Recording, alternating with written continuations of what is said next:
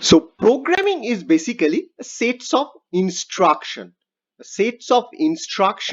that you say to the computer to execute some kind of task. So when it comes to write a programming instruction, then you can take it as a two-step process like this. So first, whenever you will get a problem, first develop the instruction in a human understandable language. Now, a human understandable language can be English, can be Spanish, Chinese, Hindi, Bengali, or anything.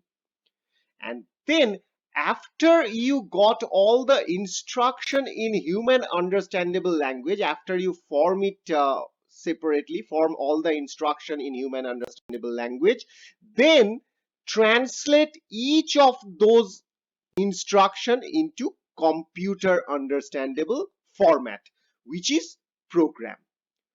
So a simple example can clarify the concept. Let's say in this slide, my motivation is to add two numbers 10 and 12, and I want to show the sum. So the first part is I have to come up with the instruction in a human understandable language, and I selected English over here. So I'm constructing the instruction in English first. So there are basically two different instruction.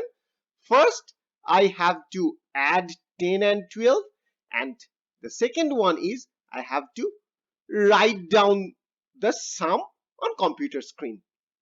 So these are the two instruction set. So well, now I am done with the first part. That is, I constructed the instruction in a human understandable language. Now the next part. The next part is each of these lines should be converted to computer understandable programming language like this. So in this slide, I basically took Python as an example.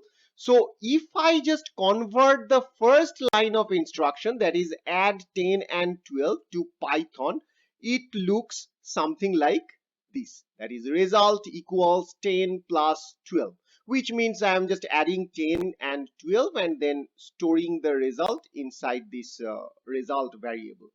And the next part is write down the sum, which can be written in Python as print followed by the result variable where the result is actually stored.